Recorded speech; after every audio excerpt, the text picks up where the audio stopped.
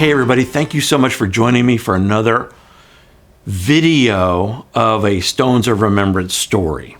You know, I mentioned that one of the guys that I met with was saying, hey, we just want a pastor who's not going to give up on us, who's not going to quit on us when God brought First Lake Mary and us together while we were at Wilson School. Let me tell you how that kind of started. I was waiting to see my pastor who ordained me, Dr. Homer Lindsay Jr., the guy who said, Jerry, all you need is Jesus, a whole bunch of lost people.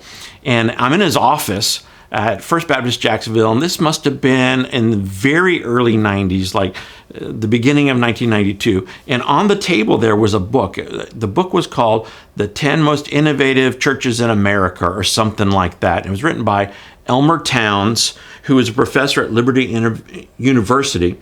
So I got the book and I started reading it, and because my church was in it, and it looked at 10 different churches: Second Baptist in Houston, Horizon Fellowship in San Diego, Willow Creek, I had heard of that church, just started hearing of that church, Skyline Wesleyan Church in San Diego, the Church of On the Way, that's Jack Hafer's church out in Van Nuys, California. All these churches. Anyway, at the end of the book, there's this matrix, because some of these churches used a cell ministry, some of the churches used a bus ministry, some of the churches used multiple campus. The Perimeter Church in Atlanta had multiple congregations all over the city. Some of them used cell groups, some of them used traditional Sunday school, some of them used... all the methods were different. Willow Creek was a seeker-driven church. And in the back of the book, there was this matrix of churches, and they listed all the churches, and they listed all the things that they had, and you had a checkbox if they had Sunday school or bus ministry or phone ministry or visitation program, whatever it was. Anyway, this is what hit me. All of these 10 churches were mega churches, reaching thousands of people for Christ every year. And none of them did it the same way. They all did it differently. This is what God told me.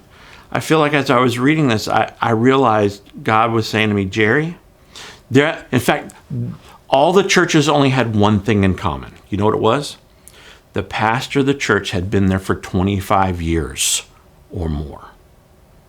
And it was like God put his finger on that, and he showed me this column, and it was over 25 years for everybody. And he said, if you'll just stay at one place for 25 years, any of these methods will work. I'll bless that. So I put it on my heart. God put it on my heart to start praying. God, give me one church, and I'm going to give my whole life to that church. I'm going to stay at least 25 years.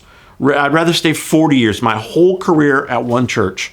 And that's one of the reasons why I have never had, I've had a desire to quit, but I've never quit. Our church, we're talking about all these miracles, all these great celebrations, but listen, our church has been through some tough times. We've had, I always tell people, life is full of problems. There's always a problem waiting to land on the airstrip of your life. And it's the same way in the life of our church. It started with a boof. The very first Sunday we were going to have, the very first week before our first Sunday that we're doing like a practice service. So this is Palm Sunday, heading into Palm Sunday of 1993. We had a church, Little Four Towns Church in Deltona, donated us an 8-channel Yamaha soundboard that they didn't use anymore. So this thing was probably 30 years old. It was from back in the 70s. And I plugged it in, and as soon as I plugged it in, it went poof. This filled up our dining room with smoke. I didn't know anything about sound back then, but I knew, the smoke in the room was a bad thing. Can you imagine? I took this to the Yamaha dealer in Orlando, a little tiny hole in the wall, back of a back door. It wasn't even open. I drove there anyway. It was a Saturday because we had church the next day. I knock on this back door. I saw a car there. I go in, and it's just all this electronics. And I talk him into fixing it. He says it's going to be $75. We didn't have $75. Remember I told you we started with $500. We spent $400 on chairs and $100 on plants and everything. And for a minute there, I thought, this church isn't going to get off the ground for only $75. We had some family members. They helped us.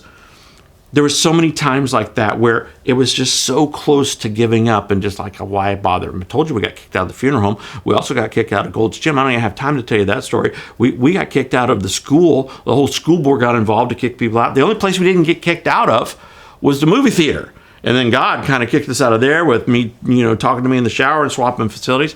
But there was a time when we were at the movie theater, we did our Christmas Eve service, was one of the lowest points where my daughter loves when I tell the story. I don't know why. It was Christmas Eve, and we rented the movie theater, the place in Sanford where E.T. showed for 15 years. And they had turned it into a bar. So it was a bar and nightclub, and we went in. It was closed for renovations, but we went in. We had to clean it up, and I mean there was still messes there. There were still old beer bottles and cigarette ashtrays. You remember ashtrays? There was all this nastiness. We cleaned it up. We created a screen out of drywall. We were going to show some Jesus videos on Christmas Eve, kind of telling the Christmas story. And y'all, we sent out 15,000 postcards to Sanford and Lake Mary. 15,000 postcards. All the experts told us you should get about 1% return, 1% show up. So we're thinking, okay, so that's 15,000 households. We should get 150 families to come. So we should be ready for 150 to 200 people for this Christmas Eve service. So I'm like, all right, everybody, we had about 30 families committed to being there. I said, 30 of our people committed to being there. I said, everybody bring like 2 dozen cookies, 2 dozen chocolate chip cookies, because we're going to have cookies and hot chocolate at the end. We get there. We're all ready for, it seats 200. We probably squeeze everybody in, with some luck. Guess how many people showed? 0 people showed from outside of our 30 people that we had planning to come. So here we are, 30 of us, with like 60 dozen cookies. I mean, we have so many cookies, and nobody came. And I had to get up there and preach. And I'm preaching to my best friends and my family, and it's like, why? And I'm going through this message, and I'm thinking, why are we even doing this? And I hit my low. We packed up. Everybody took their cookies home with us. I mean, we couldn't eat that many cookies.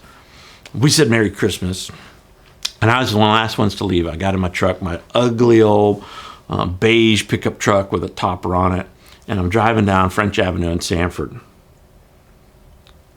and I get pulled over. I guess I was going too fast, and I lost it. Nobody came to Christmas Eve. My church is a big failure. I only have 30, 40 people on Christmas Eve. And so this cop gets out of the car, and he starts kind of walking over. And by now I'm bawling and I'm crying, and I roll down the window, and and he's like, whoa, what is going on here? He thinks I'm suicidal. He thinks I need counseling. I'm like, no, I'm a pastor. Nobody came. You want a cookie? And he said, calm down. It's okay. I'm not going to write you a ticket. First thing he said, I'm not going to write you a ticket. Apparently I wasn't speeding. I had like a tail light out. So he's like, I got to give you a warning. And I mean, so here I am on Christmas Eve. It's like 11:30 at night. I got this poor police officer who's trying to, come on, pastor, you can do it. Don't give up, and I made the decision right there when he gave me my warning. Okay, I'm not going to decide about quitting and shutting this down. This is December 1996, until my birthday. 6 weeks later, I said, I'll push it off to February 12th, and then I'll quit. Then I'll give up. I'm so glad I didn't quit that night. Our church has made it through the recession of 2008. Our church has made it through the pandemic of 2020. We've made it through tough things that have happened here.